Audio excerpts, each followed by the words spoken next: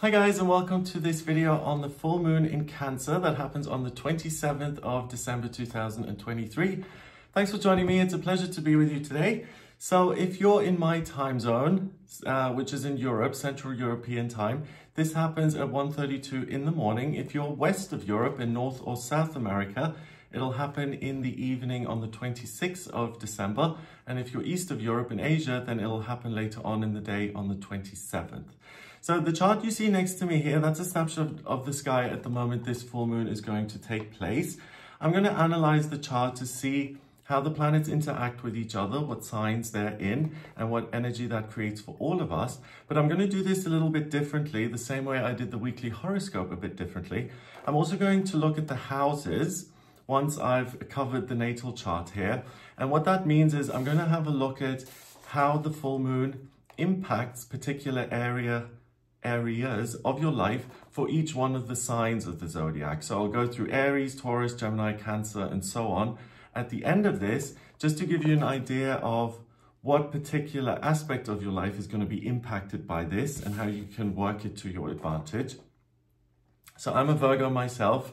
That makes a lot of sense to me in terms of practical information that you can use. So let me know in the comments whether you appreciate that, whether it's too much info or whether it's useful. I'd really appreciate your kind of responses on that. So the first thing about this chart here that you see next to me, we've got the sun at 4 degrees in Capricorn, and we've got it opposing, so it's 180 degrees away from the moon in Cancer at 4 degrees. So the moon is completely illuminated. It reaches this completion point in its 28-day cycle, and it lets go of all of this energy. It celebrates, I've made it. And that's why I feel we always feel the full moon so strongly, even more so than the new moon at times. And again, feel free to disagree with me on that. But the moon I always describe as your heart, as your feeling, your kind of internal environment. And the sun is your head, it's your intellect, and it's what you're aligned with in a practical sense. So the moon in Cancer is very happy because the moon actually rules Cancer. So it's able to express its own energy without any distraction most effectively. So this being a full moon in Cancer, you'll notice that there's a wealth of information when it comes to any of the things that are governed by water. So Cancer is a water sign. That allows you to connect to the higher realms easily. If you work with your intuition or you work as a healer, that work will come very quickly and easily, and you'll feel powerful in it. Anything to do with other people, love, connection, relationship, you have a really optimistic approach to other people, and you're likely to see the best in them. And it being at 4 degrees, 4 in numerology is the vibration of security and structure. It means that you have an emotional sense of security. That means you're not easily kind of distracted, or you're not easily rattled to the point where you feel like what just happened there. You kind of have the ability to connect to your own intuition and to anticipate what's happening in your environment, to anticipate other people's needs. And it really means that you're emotionally very switched on and you're unlikely to miss anything. It also means that there's a real sense of emotional certainty about what is good and what you want for other people. Cancer is the 4th sign in the zodiac, and it's a cardinal. It has this mode associated, which is cardinal, and cardinal is about taking the leadership position and kind of being the parent.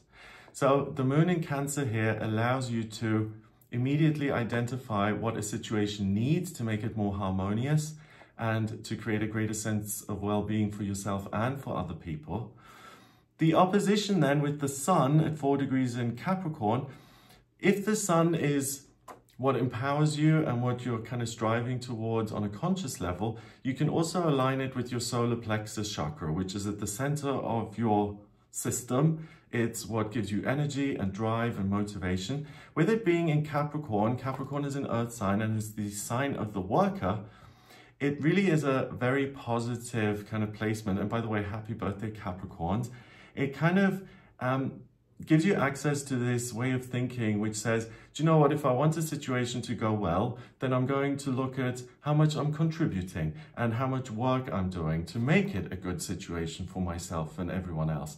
And if you also think of Capricorn itself as the animal, the zodiac symbol associated with it, it's this mountain goat, right? And it gets to the top of the hill and it does all the hard work in order to get to the top without ever even considering failure or considering that the towel could be thrown in. That doesn't even occur to Capricorn. But it's often also depicted as this goat which has a fishtail. And I love that connection because Capricorn can operate on different levels. It can do well in a practical sense, work, career, finance, getting things done, housing, living situation, all of that. But it also applies that positive approach and attitude when it comes to emotional things going on in your life. So relationships and connections that may not be going so well, and also your inner world. And it says, if I approach this with this same kind of positive, energized attitude, that if I work towards change and if I work hard, then things can alter and they can get better. And also it being at 4 degrees, secure, structured, that's very aligned with Capricorn because the ruler of Capricorn is Saturn. And Saturn is an outer planet which is really associated with foundation and like this concrete slab. I am standing on a firm, solid basis. I've got 2 feet planted on the ground, and that's why I'm able to build all of these things, because I have something to rely on that's under me, right? So 4 degrees in numerology is a similar vibration and it's a similar energy. So the sun being at 4 degrees in Capricorn says, I can do all this work in my relationships and in my practical life because I feel so solid within myself. So just by looking at these 2 placements, it's really a gift that we're being given here. On a conscious level, you're willing to do all the extra legwork. And on an emotional level, you're incredibly generous and you're incredibly tapped in. And both of them being at 4 degrees, you're not kind of questioning yourself very much. And you're not wasting a lot of energy saying, oh, well, this is how I could be, or this is, maybe I should doubt this or question it. So you're really looking ahead, what needs to be done, how can I take part in any situation to make it better.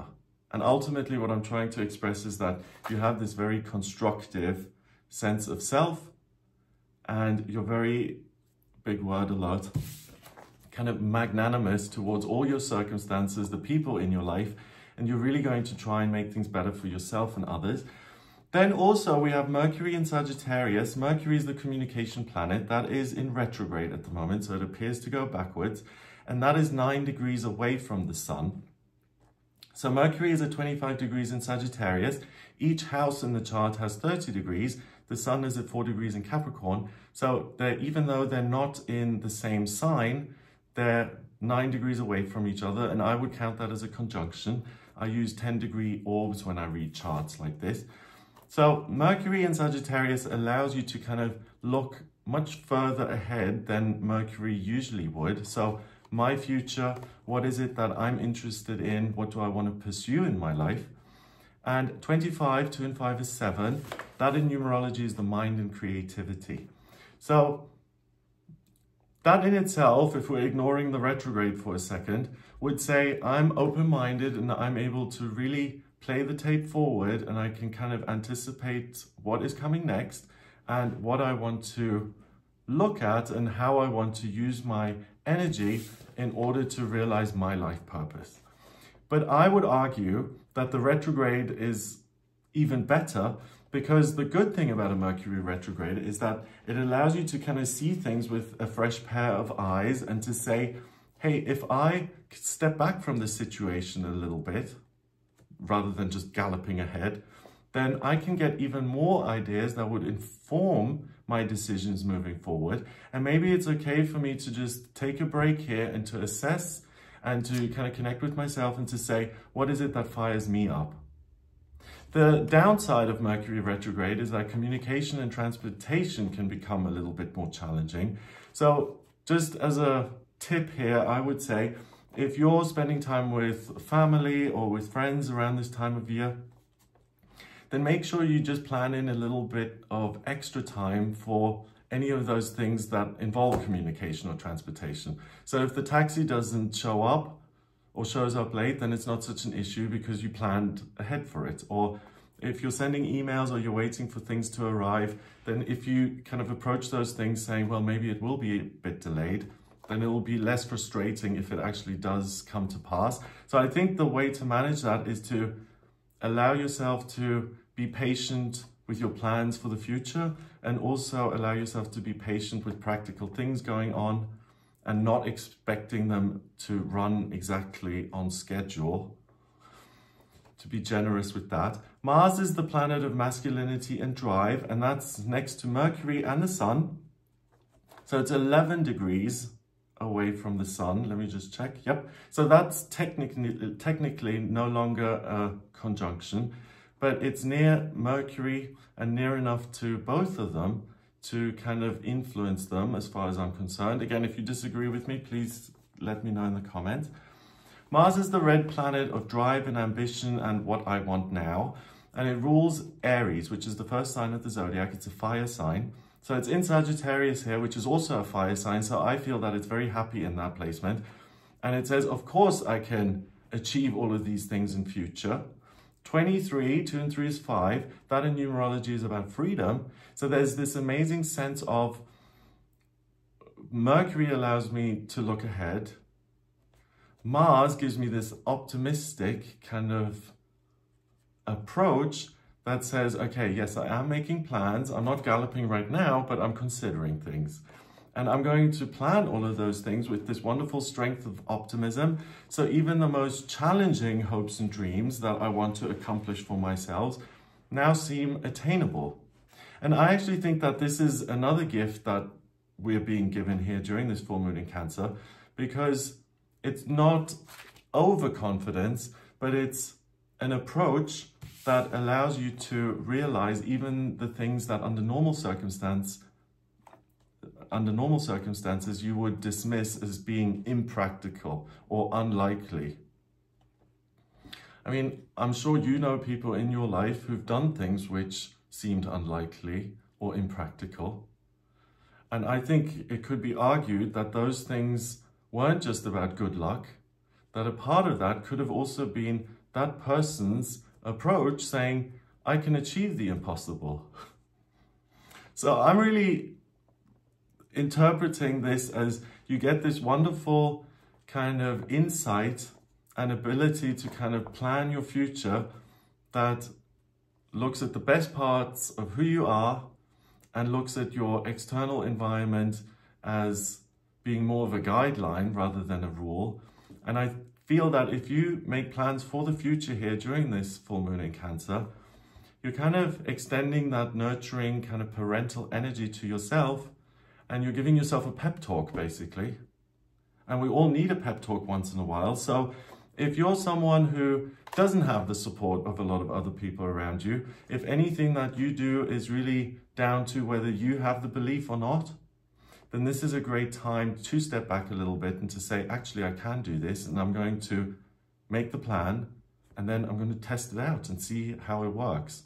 It's very likely that the push here and this opportunity to see things totally differently is going to work in your favor. The moon then creates a few relationships in its own right. So first of all, it semi-squares, so it's 45 degrees away from Uranus at 19 degrees in Taurus. Uranus is the planet of the miraculous and unexpected. And in Taurus, it can often represent circumstances that are unforeseen and possibly even unwelcome. At 19 degrees, 1 and 9 is 10, that reduces to 1 in numerology. There may be things going on around you that are down to, other people in your life, their will, what their agenda is and what's important to them. And this semi-square, there may be friction around that. The way I think to manage this is to use this emotional sense of clarity and certainty you have within yourself, and to say, if someone asks for my advice or wants my help, then I'm very willing to give it. But if someone doesn't want that, and if someone is only interested in kind of achieving their goals and saying their piece, then it's really okay for them to do that. I don't need to react. And as long as I'm kind of keeping an eye on what's important to me, then I don't have to intervene in absolutely every situation. If these are circumstances that are unexpected, so maybe you're spending the holidays with family and you're kind of putting work-related things on the back burner, but despite that, you get an email or a message saying, hey, actually, there's a bill, for instance. So an unexpected circumstances that you hadn't kind of counted on, you hadn't planned in, then that you're able to look at with, again, this sense of grace and calm. And okay, this isn't something we had kind of put in the calendar here, but I'm not going to immediately react. I'm going to take a moment to say, what's the most loving, nurturing way to resolve this situation for myself and everyone else? So again, that says that certain things may occur. I mean, as they always do in life, not everything goes to schedule, but that you have this wonderful, almost detached quality that allows you to address everything in the most generous way possible. And that then means that there's very little likelihood to freak because you're not so invested in controlling everything. So if things are outside of your control, you just kind of approach those as, okay, there it is. And what's the best way forward? We also have the moon forming a sextile with Jupiter, the lucky planet, at 5 degrees in Taurus. And that's very different to Uranus because Jupiter is the biggest planet in our solar system. It's about expansion. It's about good fortune. 5 in numerology is freedom. And Taurus is the second sign in the zodiac. It's a fixed earth sign. So good luck as far as your circumstances are concerned. So that actually says, don't be so quick to judge anything as good or bad or welcome or unwelcome, because there could be a real treasure hidden within these things that are unexpected. And also with it being at 5 degrees in Taurus, there's this wonderful ability to rise above things and to say, do you know what, this is possibly not something I would have exactly planned for, but I'm not going to let that affect me. So things aren't as sticky as they usually would be, in the sense that you're able to let things go, you're able to rise above them and to say, I feel good within myself, I look after myself and my own needs. Of course, this is going to be something I can take care of as well. And then with this being the lucky planet, having that kind of generous, patient, nurturing approach will mean that you spend enough time kind of engaging with those things. So if there is an opportunity in it, that you're not likely to miss it, that you're likely to say, hey, actually, this is a good thing. And because of my warm kind of gaze towards this thing, I was now able to see that and let the opportunity reveal itself. So with these two planets, anything that initially seems like, wow, I wasn't expecting on that, just wait on the reaction to see what all the information is, or gather all the information, and then kind of react or make a decision around it. Because things may not be as they initially seem. We also have the moon forming a trine with Saturn at 2 degrees in Pisces. So Saturn is the ruler of Capricorn, and the sun is in Capricorn. Saturn is about structure at 2 degrees in Pisces. 2 in numerology is cooperation, relationships, and Pisces is the last sign of the zodiac. It's a water sign, and it's very much about connecting to the higher realms, or seeing the spiritual truth of things and seeing beyond the surface. So this is wonderful because, one, it connects you to the higher realms, and it means that you have this natural sense of I'm supported, and this is why I have this certainty and well-being, because something in me is quite solid here, which I can rely on and lean on. So let your intuition guide you. And I would say, as a rule of thumb here on this day, if anything comes up that doesn't make sense immediately, try not to assess it simply on the facts and what it says on paper and using your intellect. Instead, use your intuition to get a feel and to get a sense of what is this really about, because that's where your real solid foundations are. And also Saturn at 2 degrees in Pisces, it doesn't just mean that you're naturally connected to the higher realms, but anything, again, water related. So loving relationships, what you love, expressing things that you care about, art, creativity, music, dancing, performing, any of those things are going to be very accessible, and you will be able to find the joy in them very quickly. So as far as the outer planets go, they create this harmony-based kind of triangle. This is a term I made up. So if you look in your astrology kind of guidebook, this term doesn't exist. It's a trine with 2 sextiles sitting on either side. So we've got the moon forming a trine with Saturn in Pisces, then it sextiles Jupiter in Taurus, and Jupiter in Taurus then also sextiles the moon in Cancer. So this is a triangle where all the planets connect and kind of blend their energy together in a way that will see you feeling very, very solid. That's the feeling I keep getting here, that I can parent myself and other people because I emotionally know what I'm doing. And I have this wonderful expectation that everything's going to work out for the best. Okay, then we have the moon opposing the sun, which I've already mentioned. And that's it as far as the connections the moon forms are concerned. We also have 2 grand trines in the chart, and one of those grand trines is a kite. So that in itself means that there's some sort of benevolent force that's kind of overseeing all of these comings and goings at this time of the year, near the very end.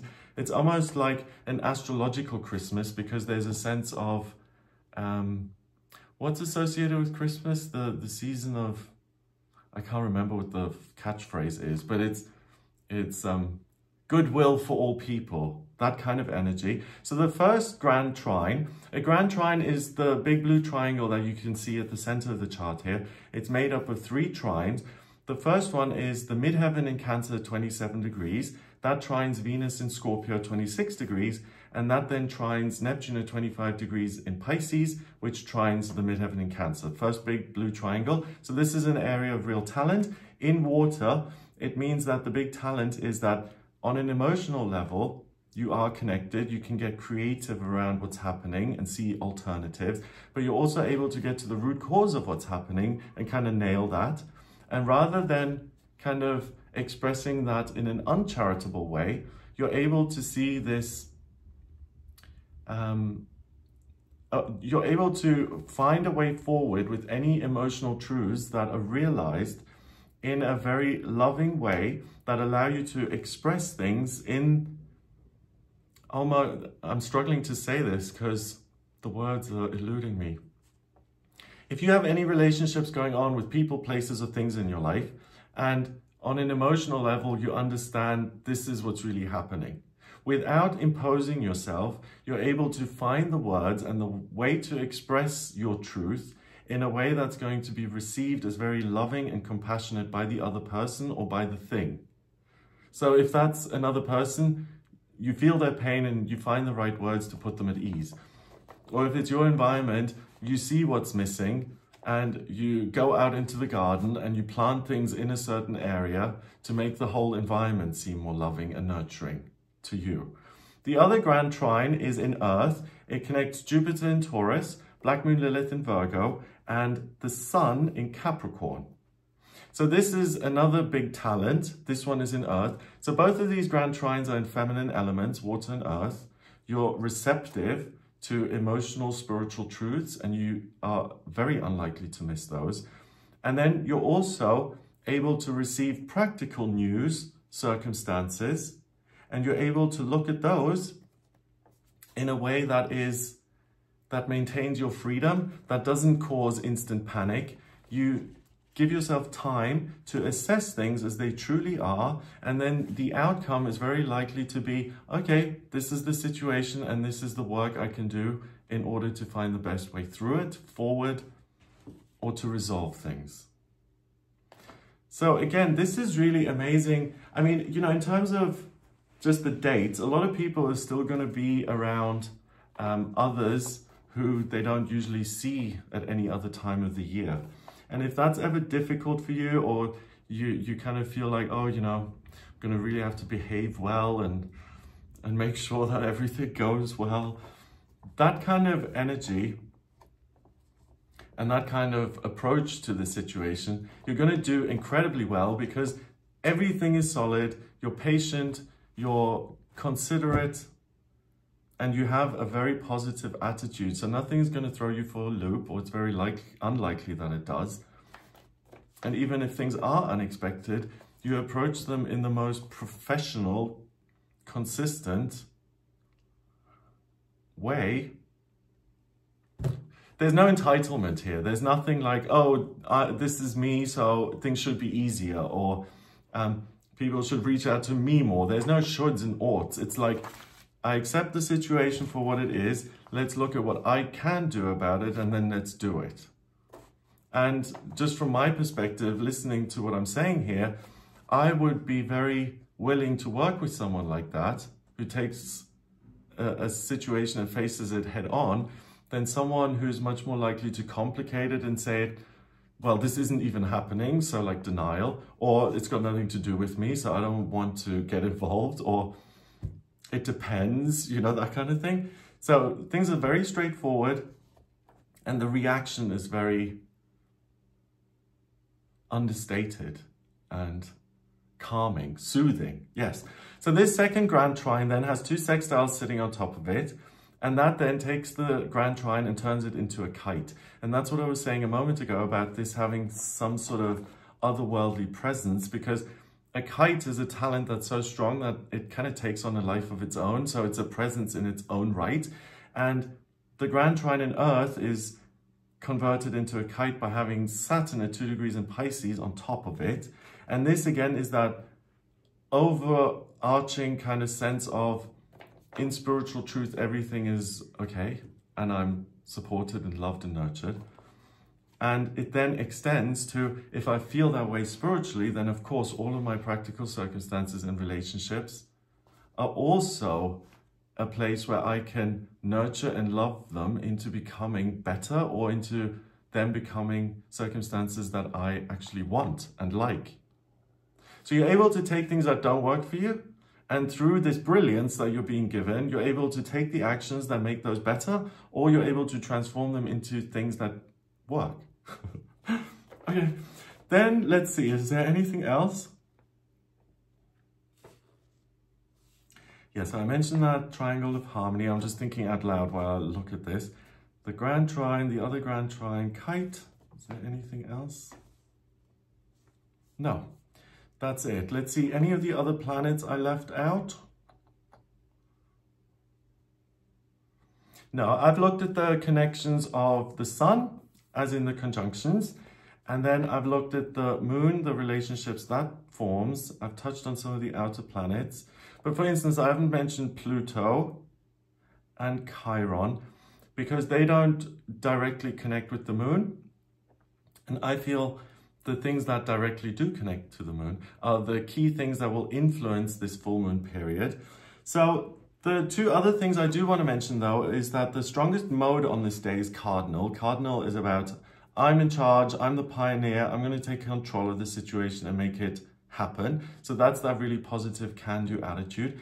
The only thing that I would then say is that if there is a sense that someone appears in your environment that is just there to kind of create discontent or conflict, even with that, if you have to put a boundary in place, or if you have to confront that person, you're going to do that in the most responsible way, as in, this is what, you know, the expectation is in a certain way, or this is what I want to happen.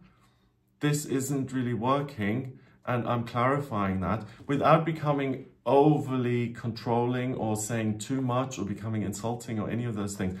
So with that, it's even when it comes to difficult situations where you may have to assert yourself or stand your ground or put a boundary in place, you do that in the most respectful, constructive way.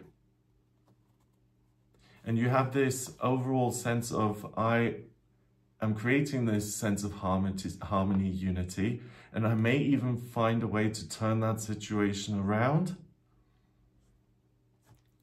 I don't want to go that far, but if you're worried about, you know, like, what if I lose it or if I get stressed, all of these things are really kind of soothing and supportive, so that if you have to do anything that is unpleasant, it's very likely that you'll kind of say, well done me for handling that well.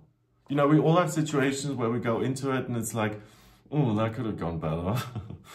That's very unlikely to happen because you keep your cool here and you have this kind of loving, nurturing, charitable approach to any situation where you consider the other person.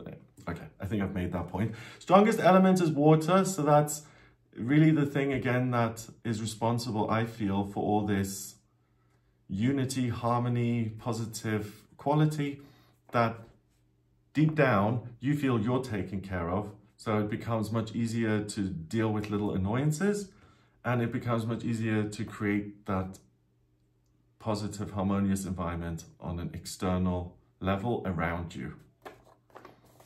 Okay, so I want to look at each sign of the zodiac, where the full moon takes place and how this is going to affect you specifically. So I just want to clarify, I do monthly horoscopes for each sign of the zodiac, and those are for sun signs. So the horoscope for 2024, Aries 2024, Taurus 2024, and so on, that's for your sun sign. So similar, if you read your horoscope in a newspaper, that's on your sun sign, right? If you want to check out those horoscopes, please do. And if you want more information rather than just your sun sign, please watch them in this order. So the sign your sun is in first, then your rising sign, and then your moon sign. So for instance, my sun is in Virgo, my rising is in Taurus, and my moon is in Capricorn. So I would watch the video for Virgo, then I would watch the one for Taurus, and then Capricorn. Sun, rising, moon. What I'm doing here now is I'm gonna see where and which house the moon falls for each one of the sun signs, starting with Aries, then Taurus, and so on. Okay, so this is for sun sign Aries, sun sign Taurus, and so on. So Aries, the full moon takes place in your 4th house, and that in the traditional chart is the house associated with Cancer, and this full moon is in Cancer. So you, out of all of the signs, you're going to find that it's easiest for you to extend that generosity of spirit to create a positive environment and to even support and help other people, especially when they ask for help, to kind of know what to say or what to provide in order to make things better. You, as a fire sign, you may have this tendency anyway to face things head on. So the only thing I would kind of suggest to you guys, Aries, is that if someone is absolutely closed and says, I don't want any advice and I don't want to kind of listen to anything, that you kind of listen to your intuition and say, I'm not going to waste my time and energy. I'm only going to kind of provide this counsel and this support to people who actually want it. The other thing I would mention is, because the full moon is in Cancer in your 4th house of family, don't forget about your own needs and what's important to you and planning for the future and all of those things. There's a potential for you to be overly kind of solicitous to people you love and overly generous. Make sure you include yourself in that too. Taurus, for you, the full moon happens in your 3rd house of communication. So you may find that when you're talking to people or you're learning things, anything that has to do with ideas being exchanged, you may feel very generous and you may let things slide, even let me start again. Taurus, you may find that you may let things slide even if they're not factually accurate, because you're more focused on keeping a positive emotional environment going rather than looking at the facts and figures. I would suggest that correct things in the moment, that you're going to do that in a very supportive way anyway, but it's better than kind of just ignoring things and then having them become problems in future. So nipping things in the bud, in the moment as you see them, is better than being overly generous and saying, oh, you know, it doesn't matter if they got my name and address wrong. Let's just skate past that. Gemini, the full moon in Cancer happens in your second house, and you may get really good ideas around what you can do for yourself and how you can take care of your own financial needs, your own career, your own income moving forward. So if you're in a position where you're dissatisfied with that or you want to make changes, you can really parent yourself in that area of life really, really well and come up with ideas and plans that are going to see you being much more secure and structured in that area of your life. Cancer, for you, this happens in your first house, obviously, because the full moon is in your sign of Cancer. First house is yourself. So you may really be in parent mode, and not just to your actual children, if you do have children, but to everyone in your life, friends, family, colleagues. Just ask yourself who's taking care of you and allow yourself to be taken care of as well. You can really create harmony and a good kind of environment, but it's important that you're also open to receiving. Leo, for you, this happens in your 12th house of spirituality, and you may feel this incredible sense of the universe is taking care of me. Everything is going to go my way. I'm being looked after.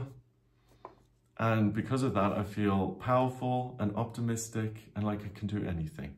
So again, apply that when you're making plans for the future, but keep it realistic and think big and find a way of expressing that really positive, kind of almost untouchable kind of energy by connecting with other people and making those plans, but keep it cushioned in reality and look at the practical circumstances and don't immediately assume that another person will change their mind or that's going to work out. Really just fact check it on top of this overwhelming sense of confidence. So I don't know if I've got the point across, because I really feel that you're massively blessed here. You feel so good and anything is possible. And earlier I said that's super important when making plans for the future.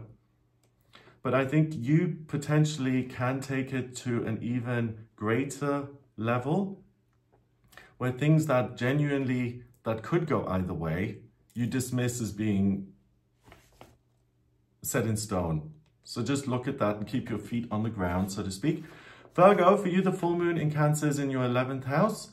So you may get the sense that at this point in your life, at this point in the year, it's okay to take care of your own hopes and dreams, to stand up for yourself, and to express your truth.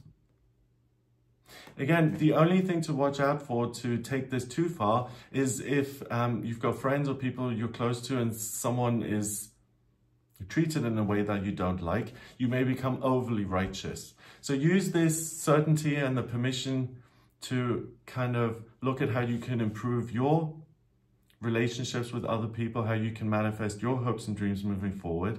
But if you find yourself kind of grandstanding, then ask yourself, is this really my battle? Or is this really something where I ought to get involved? Libra, it happens in your 10th house of career and work. So if you're dissatisfied with your career as it is now, you'll be able to make really good plans and take care of your career moving forward, and any kind of notions that pop up to you, excuse me,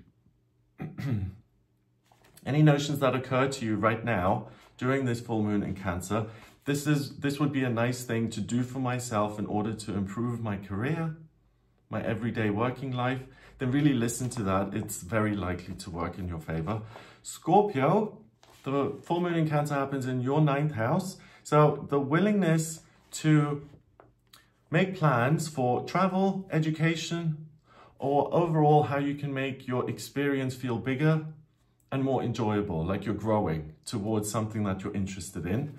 So Scorpio, you're able to kind of plant seeds of growth within yourself and say, this is the direction I want to grow into in the next few weeks and moving into 2024, the next few days and into 2024. Sagittarius, full moon happens in your 8th house. So if you're in a situation where you have more than enough and you're really looking around and you're like, wow, I'm so grateful to have all these people in my life and this living situation that I'm in, you may find you have a great interest in charity and helping people who are less fortunate, and ultimately, how can I give back? So you can really make a super positive contribution to a lot of people in your life. Capricorn, the focus, the full moon in Cancer happens in your 7th house. So the focus is going to be any of your relationships with other people, colleagues, friends, in-laws. And you're going to ask yourself, how can I make these better?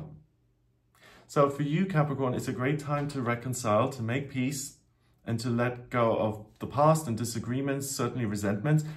And I think I mentioned your glyph of Capricorn as being this goat, but with the fishtail as well, it's because you, out of all of the signs, you're really able to operate practically and emotionally. So you find the right thing to say, or you find the suggestion that's practical to the solution. So you may find yourself really offering brilliant advice, or really in the moment knowing exactly what is going to work and what isn't. So really trust your gut on that.